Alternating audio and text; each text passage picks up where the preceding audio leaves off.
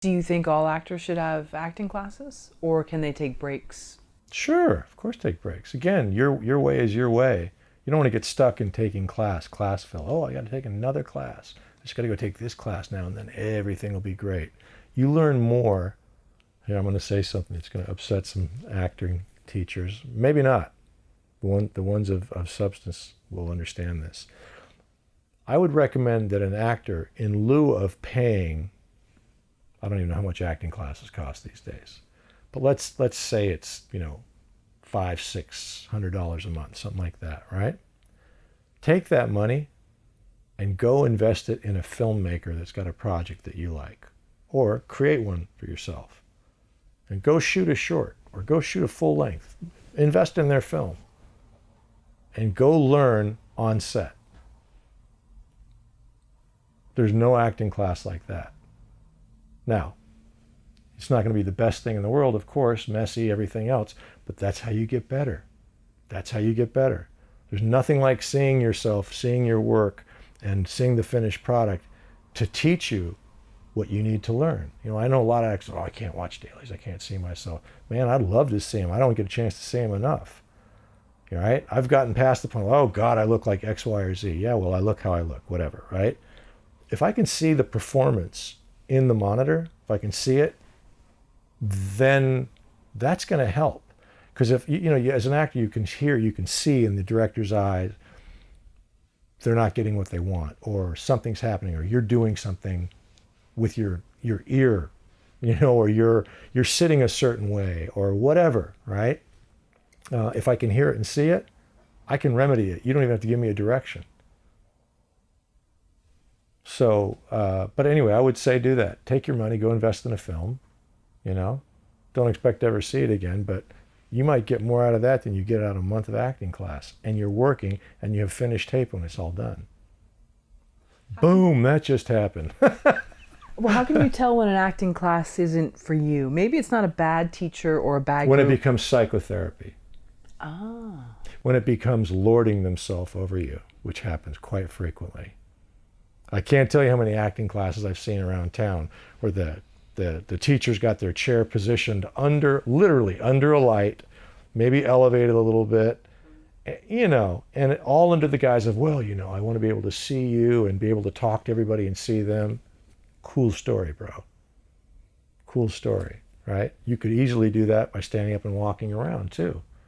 You don't have to put yourself on an elevated position, because psychologically there's a lot going on when that happens. It's like watching someone on stage, the great sun god is talking to us. We must listen now, and that happens a lot. But yeah, anytime you get into a class and they start playing psychotherapy with you, like there's a great show on TV right now, Barry on HBO, genius. Henry Winkler won his Emmy for playing the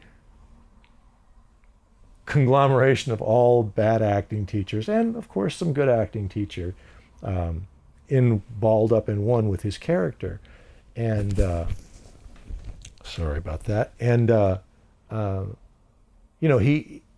it's hilarious to watch that. But anytime someone starts to try to break you down psychologically or emotionally, you're on a slippery slope there. That's not a trained professional. That's not a trained mental health professional. And P.S., a lot of them are ex-actors or still wannabe actors or failed actors. And this is what they do now. And that's fine, man. I don't begrudge any of that. Just don't start becoming something you're not. If you see that happening in a class, just walk out. Just get up and walk out. Yeah. Just keep it about the work that's being done.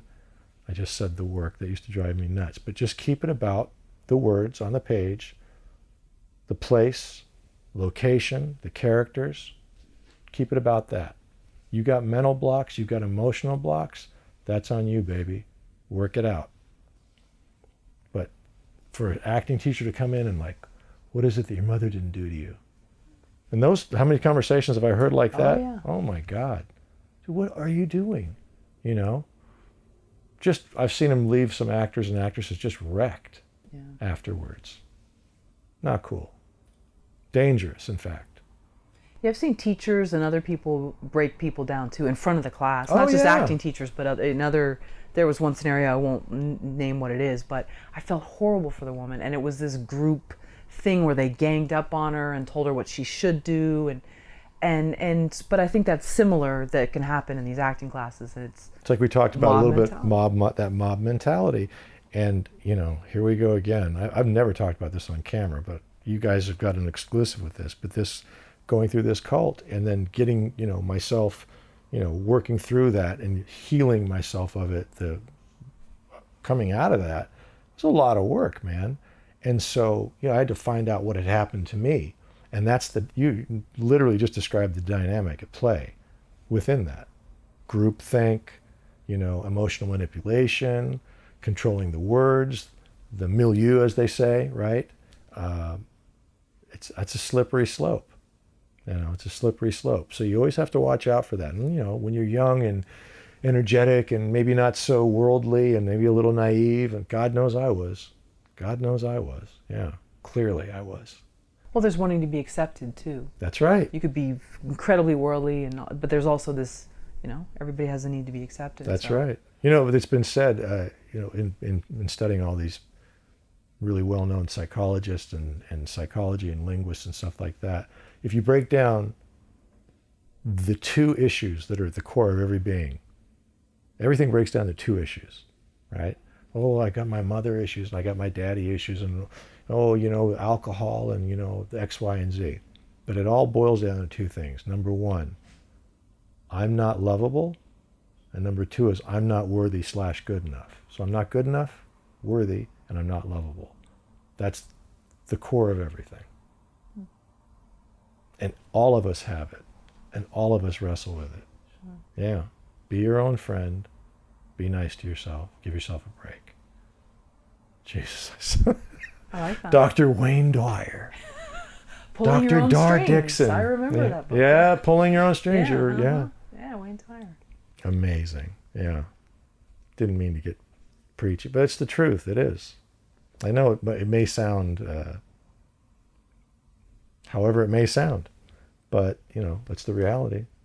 I think to certain people, they haven't experienced certain things yet.